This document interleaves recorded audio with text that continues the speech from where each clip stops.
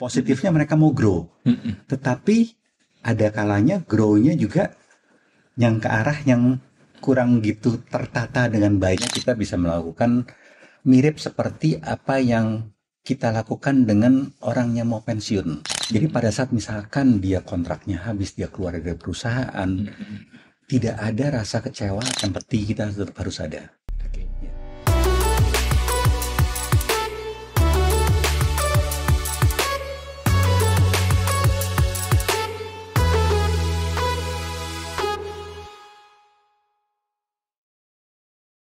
Berjumpa kembali kita dalam People Talk Pania Indonesia. Hari ini kita kedatangan tamu Pak Markus Broto Atmojo. Beliau adalah Chief Human Capital untuk Trisula Group. Dan hari ini kita akan berbincang-bincang dengan beliau mengenai seputar PHK, ya, topik yang lagi hangat saat ini, PHK massal dan PHK biasa, dan juga bagaimana kita sebagai HR, profesional HR, kita bisa menyiapkannya. Selamat datang Pak Markus. Terima kasih. Gimana, sehat-sehat ya? Sehat, terima kasih juga. Sehat dan fit ya Pak ya? Ya. Oke. Jadi hari ini kita akan ngobrol sedang dengan Pak Markus ini ya. Bicara mengenai banyak hal, mengenai apa yang kita lihat sekarang, fenomena yang banyak PHK massal ya Pak, yang terjadi sekarang ini. Kita akan ngobrol dengan Bapak sebagai orang HR begitu ya, bagaimana insight-nya dan juga bagaimana hal itu bisa kita antisipasi di HR begitu ya Pak ya. Baik. Nah, kalau menurut Bapak apa sih yang terjadi sekarang ini? Kenapa sosial media begitu banyak mengangkat PHK termasuk yang startup begitu Pak? Kira-kira apa yang terjadi Pak? Ya ini mungkin efek ya, selalu ini akibat.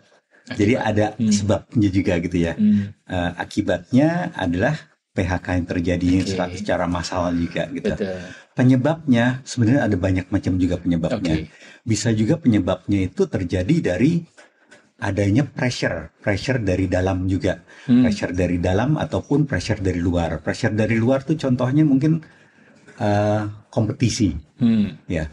Sehingga perusahaan di mana tempat bekerja itu merasa bahwa saya harus untuk grow terus nih, saya harus lebih baik dari yang kompetitor saya. Ya, pressure dari dalam bisa juga dari shareholder, investor atau apa, atau mungkin juga dari rekan kerja atau gimana gitu ya.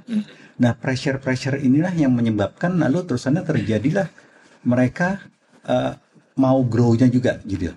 Ya, positifnya mereka mau grow, tetapi ada kalanya grow-nya juga yang ke arah yang kurang gitu tertata dengan baik, sehingga terjadilah mereka seperti pandemi kemarin yang terjadi, mereka tidak tertata dengan baik, mereka tidak mempunyai fondasi yang baik juga, sehingga mereka harus melakukan hal tersebutnya. Kenapa jadi yang disentuh itu soal resources-nya Pak? Karena bukankah itu sesuatu yang running company kan harus resources penting ya. Gimana Pak ininya supaya teman-teman sadar betul ini ya?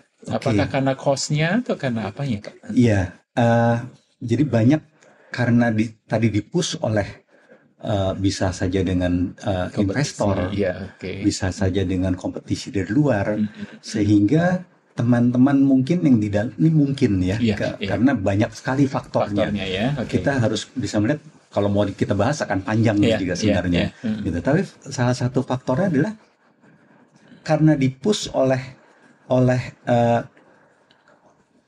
harus grow tersebut. Jadi terusannya dia juga menambah karyawan untuk dia bisa grow segala macam gitu. Dan lalu jadi terlalu agresif begitu terlalu agresif jadinya, sehingga tidak dipikirkan fondasinya yang di bawah ini dulu seperti apa. Dan pada saat ada gelombang yang datang, mereka akan goyah karena fondasinya nggak kuat jadinya. Apakah itu lalu tidak berarti itu membahayakan secara jangka panjang perusahaan sendiri ya Pak, karena resources kayak yang dikeluarkan? Betul. Jangka panjangnya ya balik lagi, fondasi itu harus diberesin dulu. Dalam segala sesuatu tentu harus kita bangun fondasi dulu. Ibaratnya kita mau bangun rumah gitu ya. Kita bangun rumah, mau rumahnya setinggi apa nih? Apakah rumahnya rumah pendek atau rumah tinggi atau bangunan tinggi? Itu yang kita mesti tata dulu. Jadi pada dasarnya PHK itu terjadi masalah ini karena mengkoreksi terhadap apa yang sudah dikerjakan salah dan satunya balik itu. ke fondasinya, Betul, Pak. salah Nah, satunya. menurut Bapak fondasi yang terpenting apa sih, Pak? Yang di dalam kalau kita running bisnis sekarang begitu dari kacamata HR begitu ya. Sebenarnya yang terpenting apa supaya itu tidak terjadi begitu? Ini dari kacamata HR ya, Betul. bukannya kacamata Dari perusahaan bisnis betul. ya jadinya ya. Kalau dari kita ya. Kalau bagi saya attitude Attitude. Oke. Oke. fondasi daripada HR ya. Oke. Karena kalau kita punya keahlian yang baik, yang wah atau gimana gitu ya, Iya. tapi terus attitude kita nggak bagus, Oke. kita akan berantem terus dengan sesama kolega Betul. kita atau dengan customer gitu segala macam juga jadinya. Betul. Ya. Jadi artinya apa, Pak? Ketika kita sedang menjalankan usaha bisnis begitu, apakah ekspansi atau kita fokus kepada growth begitu, di mana aspek attitude ini kemudian kita tempatkan, Pak, di HR begitu? Maksudnya gimana itu bisa kita lakukan? Oke. Karena itu fondasi penting ya menurut Bapak ya. Iya, betul. Attitude itu jadi ya pada saat kita berinteraksi dengan orang, Oke. dengan kolega, dengan Oke. atasan, dengan customer, internal dan eksternal gimana, bisa dilihat sebenarnya dari bagaimana dia berinteraksi dengan keluarga. Oke. Ya, karena itu adalah yang dia udah lakukan sehari-harinya juga gitu. Ya, bagaimana dia juga melihat sesuatu. Attitude itu juga bisa terlihat sana juga. Jadi apakah berupa mentalitas begitu atau bagaimana ketika orang-orang itu tidak siap mengalami pertumbuhan begitu atau gimana, Pak, yang Bapak maksud? Ada mentalitasnya, Oke. ada juga merupakan bagaimana dia melihat, ini contoh aja ya, gitu. Bagaimana dia melihat sesuatu, misalkan dalam sebuah tantangan gitu. Dia melihatnya seperti apa? Apakah ini dia melihat pertama kalinya sebagai negatif atau positif kesananya juga, gitu.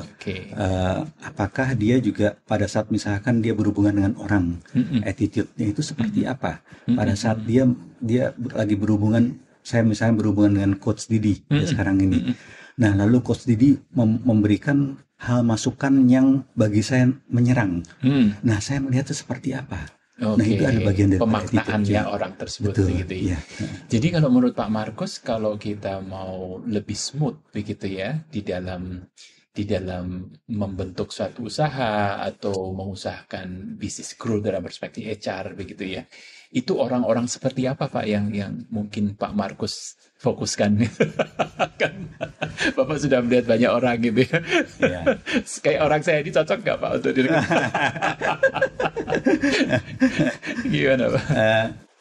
Ada beberapa, kita mesti lihat dari kalau saya bagi gini. Jadi ada 3 bagian.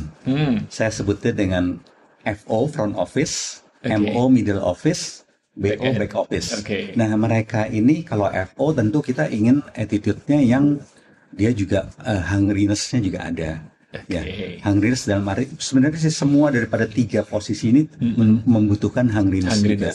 Karena kalau nggak ada hungriness, orang tersebut juga mereka gimana mau ada dorongan untuk berkarir lebih lagi, dorongan untuk belajar lagi gitu ya. Itu lebih ke drive gitu kah? Betul, iya, seperti kayak gitunya. Jadi hungriness itu dalam pengertian mereka punya drive, begitu ya. Baik. Nah, dari masing-masing FO, MO, BO tersebut ada karakteristik masing-masing juga yang harus kita perhatikan.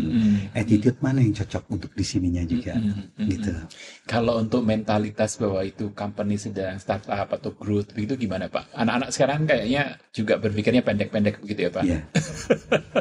Sorry ya, judgement ke anak-anak sekarang. Iya. Kalau menurut saya adalah gini, adaptif. Ya, adaptif. Dan mereka juga mau berproses karena banyak orang yang tidak mau berproses mereka, tapi mereka mau instan melihat hasil seperti apa. Gitu. Sedangkan proses itu kita ketahui itu sangat penting.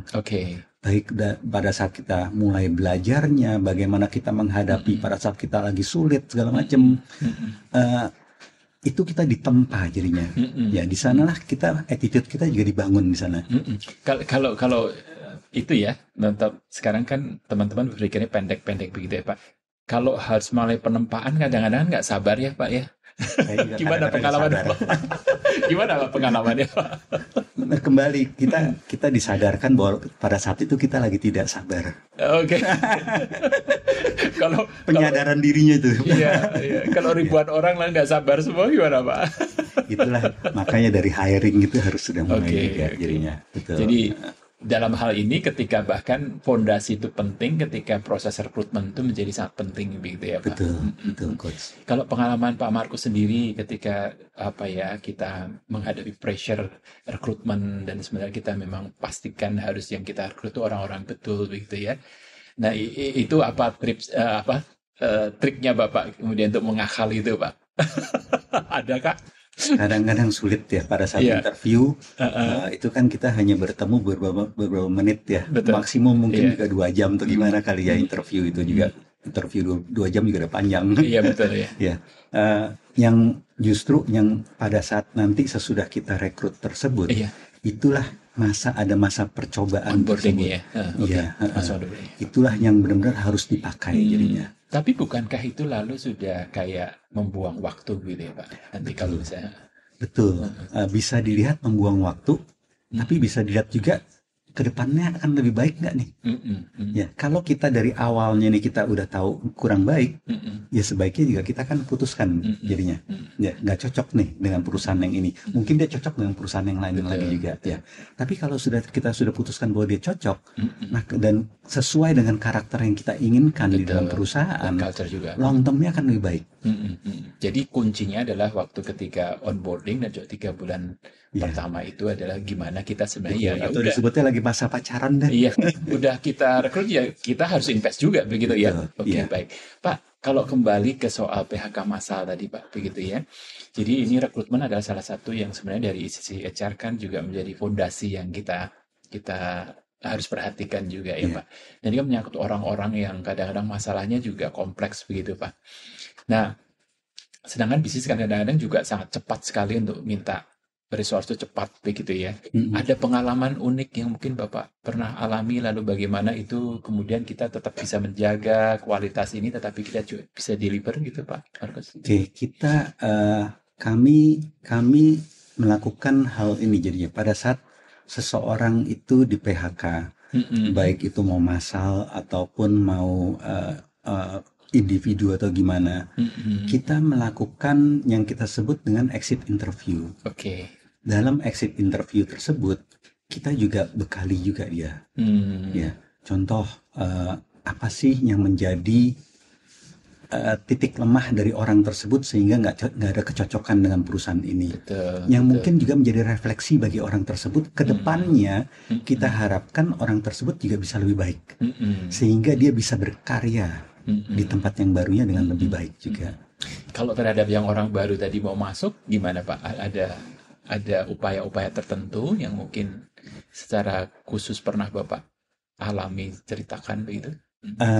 Untuk orang baru mungkin gini, kalau di tempat mungkin sih udah banyak sih ini hal ini pasti udah banyak dilakukan di perusahaan-perusahaan lain juga. Induksi penting, induksi itu. Nah, Oke. lalu kita juga menempatkan mentor pada orang Jadi ada tersebut. mentor ya Pak ya? Iya, Oke. ya sehingga dia bisa dibimbing juga pada saat masa percobaan tersebut. Itu menjadi masa yang Kunci. kritikal. Betul, betul. Oke.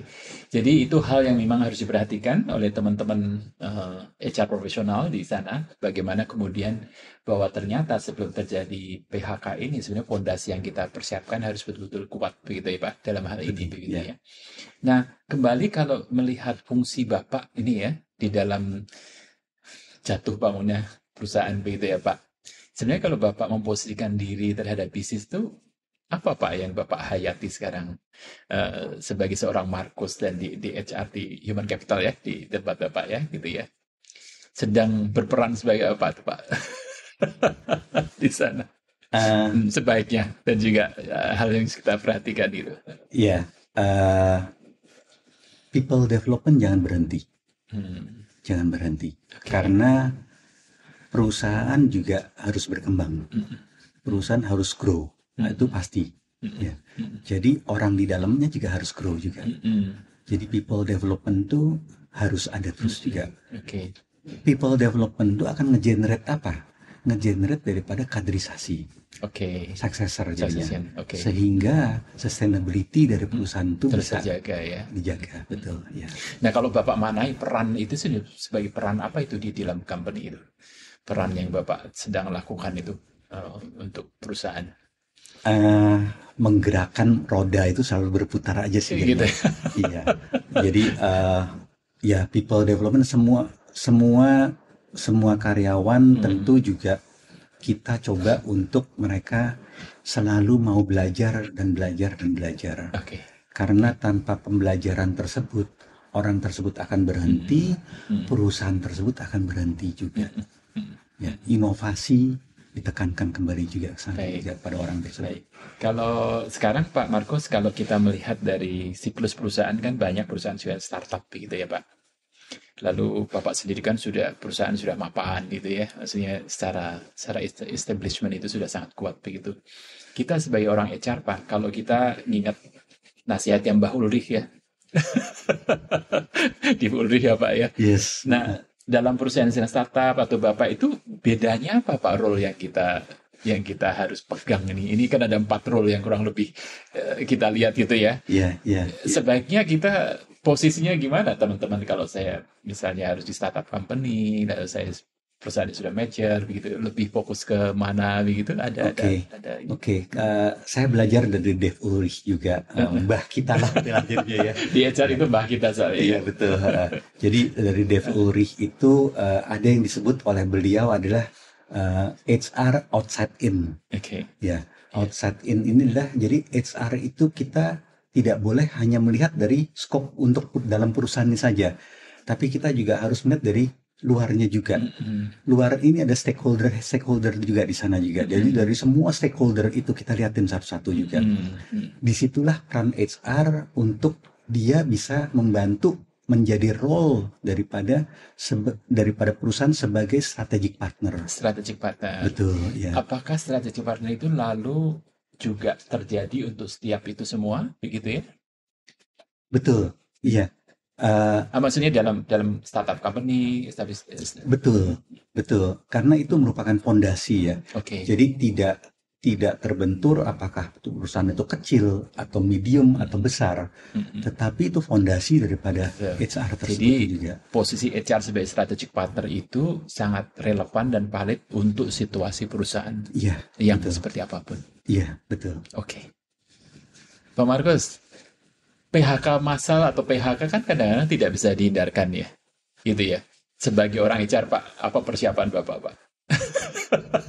Amit-amit ya Pak. Ya, amit-amit, benar-benar amit-amit. Hal yang mungkin paling sulit bagi seorang HR ya, melakukan PHK.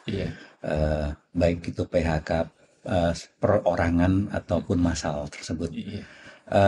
PHK kita persiapan untuk PHK tersebut sebenarnya kita bisa melakukan mirip seperti apa yang kita lakukan dengan orang yang mau pensiun.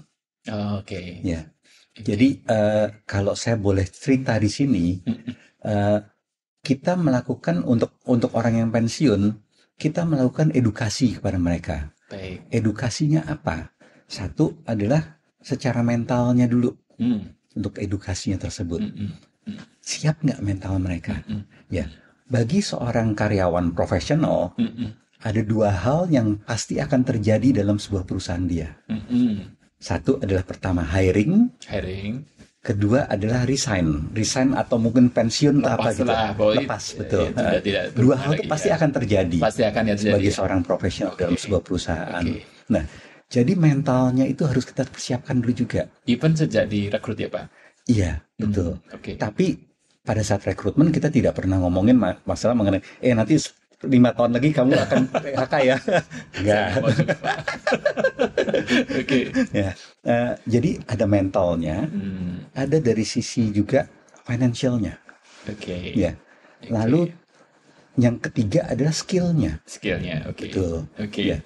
Jadi 3 hal tersebut. Nah, skill kalau untuk yang masa mau pensiun tersebut, skill yang kita persiapkan apa?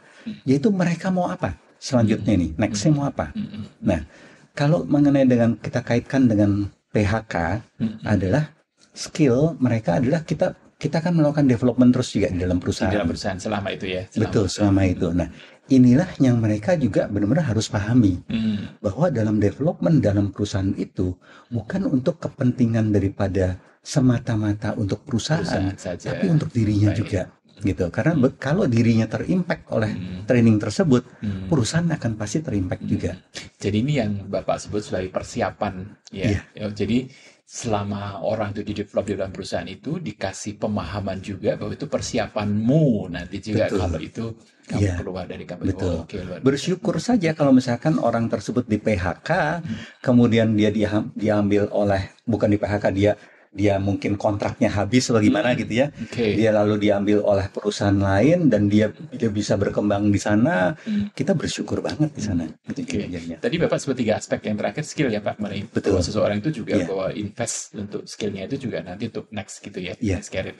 Yang kedua tadi kan menyangkut finance ya Pak. Betul. Yang pertama kan mental. Nah kalau yang pertama Pak gimana Pak? Apakah mental orang itu dipersiapkan untuk PHK juga?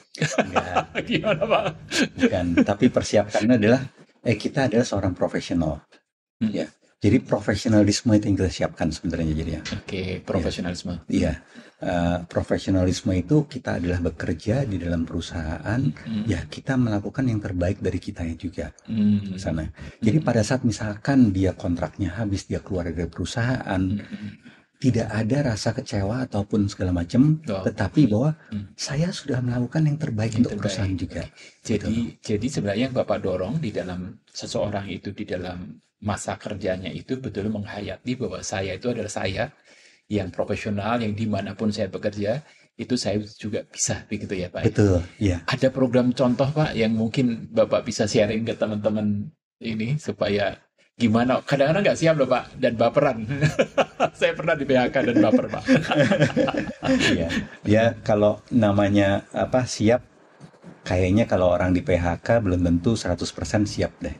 Ya. Dan pasti ada aja yang ya baperannya tersebut dan segala macam juga gitu ya. Tapi kita mengupayakan hal-hal yang apa yang kita pikir baik untuk orang tersebut juga dan baik untuk perusahaan. Ya, salah satunya mungkin juga adalah hal-hal seperti tadi ada dana pensiun atau apa gitu juga yang bisa mereka pakai langsung terkait dengan di bagian finansialnya mereka juga gitu. Nah ini aspek yang kedua ya Pak. Iya betul. Kalau yang mengenai mental sendiri yang mungkin Bapak pernah itu lakukan? Mental sendiri sih sebenarnya kita melakukan coaching kepada mereka. Aku ambil contoh aja ya. Ini nggak dengan pekerjaan sih, tapi dengan keluarga aku gitu. Ini bagian daripada mental juga. Jadi kalau kita punya anak, lalu terus mereka terima raport. Setiap tahun kan pasti mereka terima raport ya. Nah, setiap tahun itu mereka one on one sama saya Pak. Gitu. Mereka one on one sama saya untuk raportnya ini.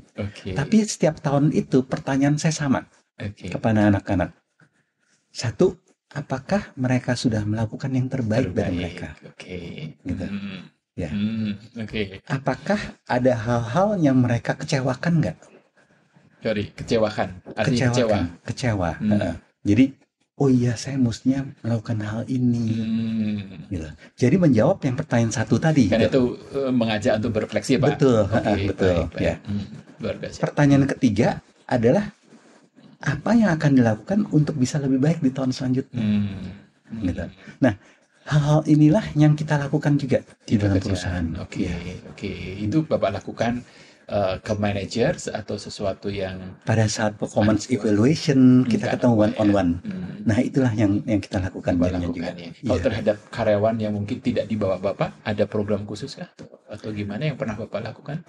Itu kita lakukan di grup kita semuanya sih. Hal tersebut. Jadi performance evaluation one on one. Evaluasinya tersebut juga. Gitu. Karena Bapak tadi cerita di ruang sebelah ya Pak. Proses coaching nanti akan saya tanyakan yang menarik ya. Jadi pada saat kita one on one tersebut, kalau misalkan seseorang tersebut dia performance-nya nggak bagus atau kurang baik, udah kelihatan dari sana juga. Dan mereka bisa Jadi berefleksi. mental mereka juga udah mulai siap juga untuk hal tersebutnya. Oh, itu yang Bapak maksud kemudian saat mental mereka bisa Betul. bahkan tidak secara spesifik program apa, tapi sesuatu yang embedded program performance review-nya ya Pak. Betul. Dan kita juga kalau misalkan ada yang kurang baik, kita juga coba lakukan coaching untuk mereka bisa lebih baik gimana nih. Gitu. Baik. Yang aspek tengah Pak, secara finansial nih, ini ada dua dimensi, finansial secara company, finansial secara individu. Gitu. Iya betul. Gimana Pak? Ya. Nah kalau PHK kan kadang-kadang memusingkan, lagi perusahaan lagi itu kan. Gimana finansial Pak? Secara pribadinya, kalau aku ambil contohnya dengan pada saat masa persiapan pensiunnya MPP yang tersebut ya. Jadi kita buka kacamatanya mereka juga. Kalau kamu pada saat pensiun ini mendapatkan sekian amount nih, kira-kira. Nah, kehidupan kamu membutuhkan berapa biayanya setelah pensiun itu. Sehingga kita bisa coba bantu hitung juga kepada dia juga. Jadi menyadarkan mereka, iya saya tetap harus bergerak juga. Itu individunya ke sana juga. Kalau yang PHK Pak, kan kadang-kadang nggak sempat gitu-gitunya. Nggak sempat kasih notis 1 bulan, terus setelah itu gimana prosesnya Pak? Betul. Nah di PHK itu kalau perusahaan yang menerapkan good corporate governance, mereka tentu udah mulai mencadangkan juga hal tersebutnya. Ya. Jadi ini GCG untuk di perusahaannya yang dimana itu baik untuk perusahaan dan juga baik untuk si karyawan tersebut juga. Gitu. Jadi kita melakukan dana pensiun tersebut kita cicil setiap tahunnya juga. Karena kita kan di akhir tahun akan ada audit juga.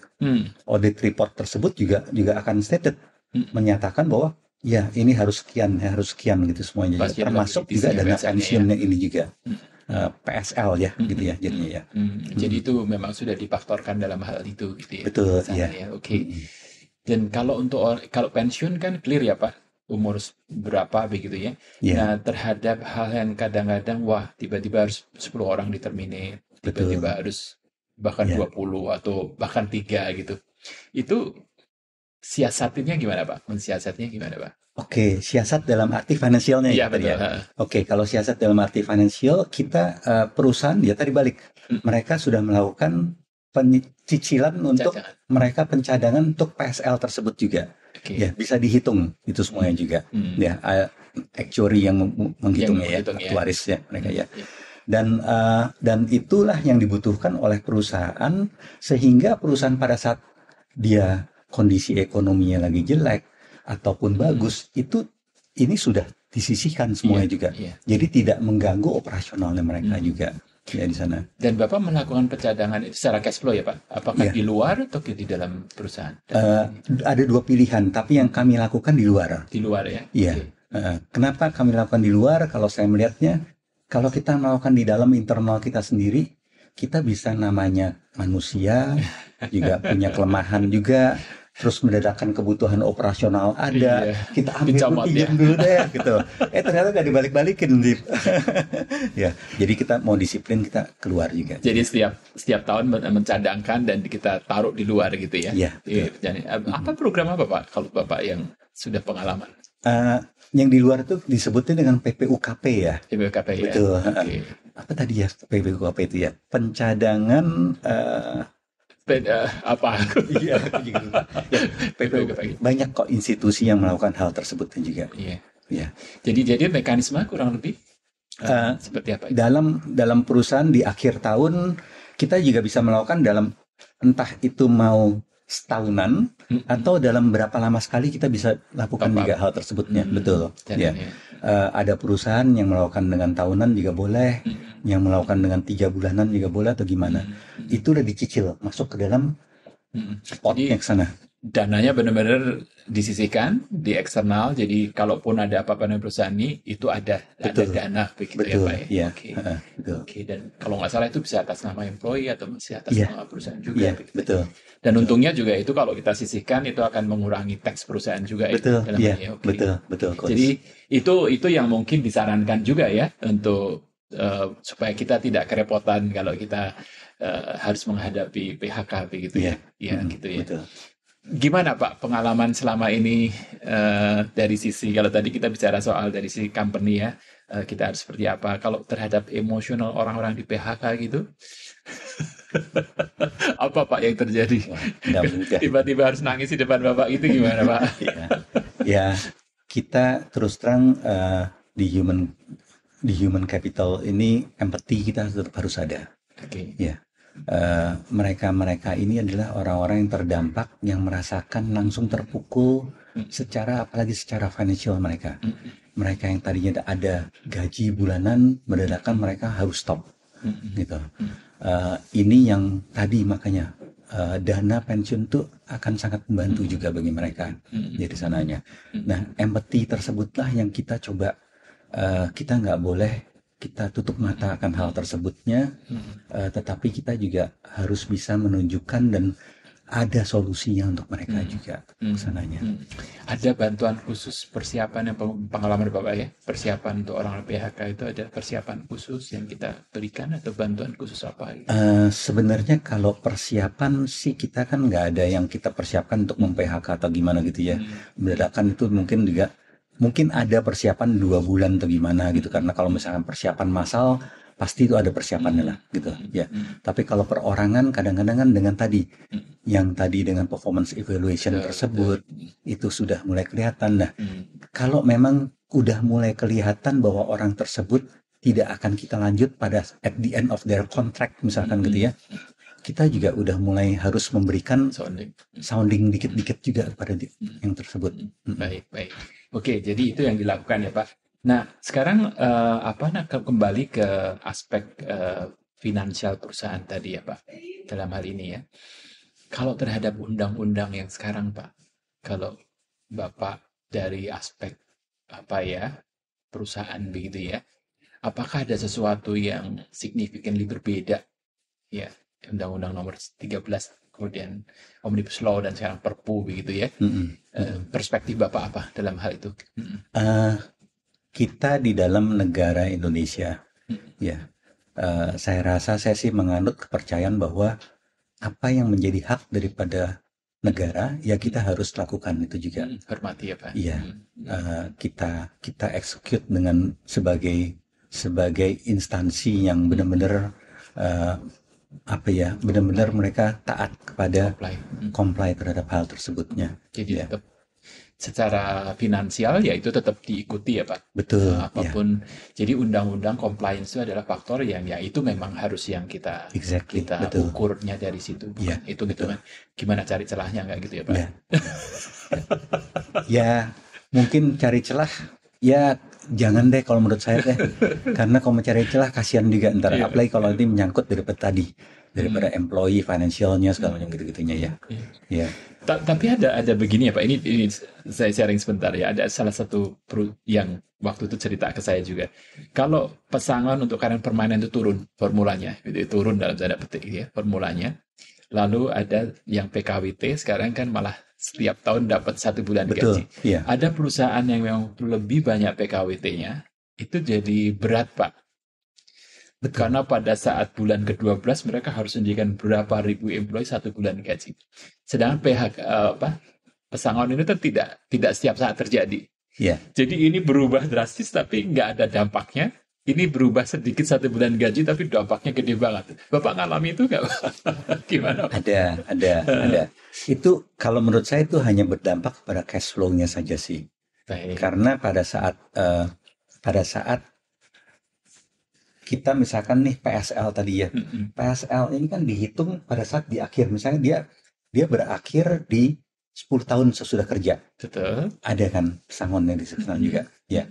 Nah 10 tahun ini hitungan gajinya adalah gaji terakhir dia. Oke. Yang di sini.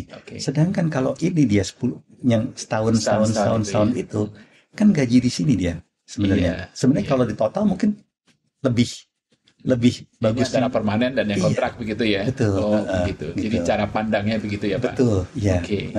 Jadi cash flow-nya karena memang saat ini ya harus dibuka. Iya. Ini kan di belakang cash flow-nya. Baik. Iya. Terima kasih. Ngomong-ngomong, Bapak ini dulu bukan orang HR ya Pak? Bukan. Kapan bertobat Pak? Ya, dulu saya di IT sebenarnya jadi Oh, jadinya. oke.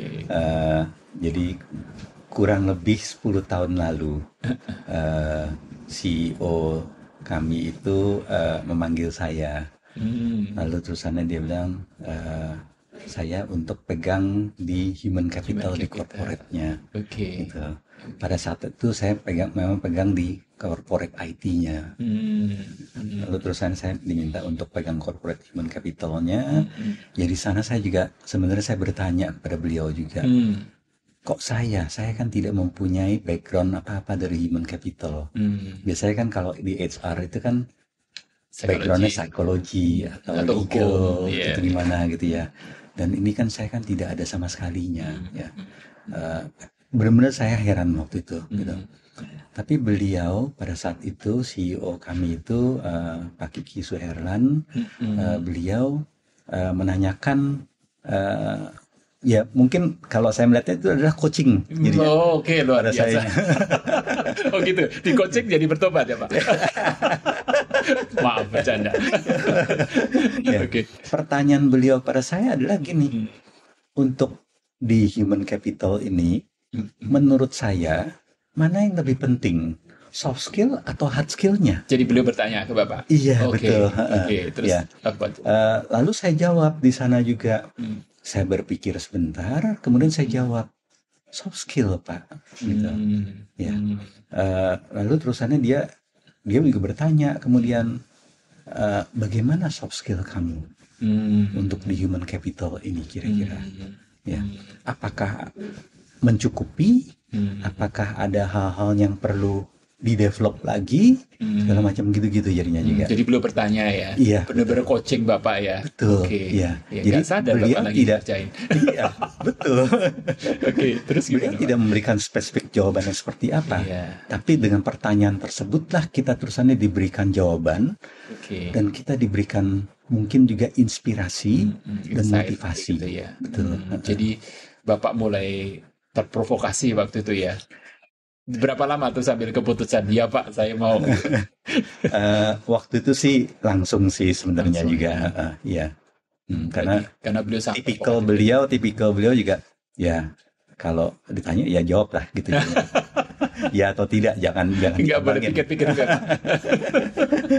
Setelah itu apa Bapak alami Pak? 10 tahun kan berarti? 10 tahun yang lalu ya? Ya. Mungkin 3 hal kali ya yang saya belajar selama saya pegang HC ini juga bagi diri saya ya. Satu adalah listen to others. Listen. Listen to others. Okay. Listen ini penting untuk human capital. Kenapa? Karena kita berhubungan dengan banyak orang juga. Kita di tempat saya bekerja ini itu kita ada 6.000-an orang di sana. Ya. Dan kalau kita tidak lending our ears atau meminjamkan telinga kita untuk mendengarkan mereka keluh kesah mereka atau bukan keluh kesah mungkin ide-ide mereka atau juga hal-hal yang mungkin juga mereka pikir ini akan lebih baik begini atau gimana gitu segala macam. Kalau kita nggak bisa mempunyai kekuatan untuk listening tersebut, gimana kita juga bisa membangun mereka? Ya, gimana kita bisa bisa memotivasi mereka kalau kita tidak melakukan hal tersebutnya? Jadi ini coaching beneran juga ya Pak. Listening itu aspek penting coaching juga ya. Wah ini harus Coach Didi yang paling yang udah inilah. Wah ini saya ketemu coach juga ternyata. Oke, jadi itu hal pertama. Ada 3 hal. Hal kedua adalah humble. Oke. Humble artinya gini juga. Ya mungkin ini adalah hal yang setiap orang itu tentu mempunyai pekerjaan dan tanggung jawab, tugas dan tanggung jawab. Ya. Kerjaan, tugas dan tanggung jawab saya tidak beda dengan pekerjaan saya tidak beda dengan pekerjaan kamu. Tugas dan tanggung jawab kita yang berbeda, gitu. Ya. Jadi kita tidak boleh memandang orang lain lebih rendah juga. Oke. Ya. Karena kalau kita memandang orang lain lebih rendah, bagaimana kita bisa melakukan pendekatan kepada mereka, mereka mau trust kepada kita juga, gitu. Jadi di building trust ya Pak dengan humble betul. itu. Tapi bukannya di HR tuh kadang-kadang kita juga harus menegakkan disiplin gitu ya Pak. Exactly, gimana? betul. Bapak mengalami konflik gitu nggak? Ketegasan tetap harus ada. Jadi beda ya antara humble dan ketegasan. Betul, tegas sih kalau misalkan ada sesuatu yang kita harus tegakkan disiplinnya, atau mungkin juga hal-hal peraturan-peraturan yang udah ditetapkan oleh manajemen kalau gitu-gitu, kita tetap tegas hal tersebutnya. Ketegasan tetap, tapi secara rohnya itu adalah roh yang tadi humble tadi ya. Betul. Betul.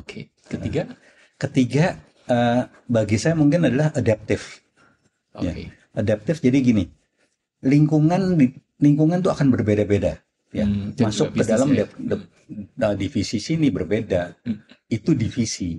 Belum lalu masuk ke dalam perorangan. Perorangan setiap orang juga akan berbeda-beda. Kita mesti bisa adaptif terhadap hal tersebutnya juga. Itu internal. Eksternal juga gitu, Coach. Gimana? Eksternal itu kan seperti sekarang kita mungkin kenal dengan VUCA, segala macam gitu ya. Itu kita juga harus bisa adaptifnya gimana, ya, sehingga kita bisa kontribut kepada perusahaan mesti gimana nih, terhadap VUCA ini sendiri juga. Jadi adaptif terhadap itunya tuh penting sekali bagi saya. Biasa. Jadi 3 hal itu yang Bapak dapat ya. Itu 10 tahun dapat ya Pak. sudah merasa puas kah Pak sekarang? Belum sih kalau ditanya. Belum ya. Apa yang masih belum puas Pak? Masih banyak lah di dalam perusahaan, karena bagi saya ingin menciptakan sustainability tersebut, dan itu yang selalu ada di back of my mind sendiri juga. Sustainability. Iya, sustainability company itu, dalam sustainability ini kan ya itu banyak sekali yang terjadi. Company udah mulai berumur juga. Kalau company berumur tentu ada hal-hal lain yang kita mesti perhatikan juga. Kaderisasi, lain-lain dan segala macam juga. Atau misalkan company lagi bagus juga, kita juga harus merhatikan beda aspek-aspek lain lagi. Tadi humbleness-nya juga mesti kita tekan sananya juga. Supaya tidak keblinger ya. Betul. Kalau ini kan teman-teman di HR juga, eksekutif juga, barangkali mereka kan juga bekerja di company yang sudah sebagian lama begitu ya, gitu ya Pak. Lalu kemudian soal sustainability tadi kan betul-betul saya dengar itu sebagai satu kata kunci untuk Bapak juga ke depan begitu ya. Ada apa lagi Pak yang Bapak pikirkan untuk sustainability ini? Terutama untuk di HR-nya gitu. Karena ya sustainability business gitu ya, tapi HR sendiri kadang-kadang kan kita... Kalau saya translasikan sustainability ke dalam HR itu adalah mungkin seperti ini, kita mengenerate atau menyediakan kader, gitu. Regenerasi itu tetap harus jalan jadinya. Mau perusahaan lagi bagus atau lagi jelek tetap harus jalan. Mau lagi tadi kemarin nih lagi pandemi atau lagi bukan yang biasa-biasa, tetap kita harus tekankan kepada kaderisasi tersebut. Kaderisasi gimana? Banyak cara untuk melakukannya. Pasti ya. People development lah, yang segala macam begitu juga.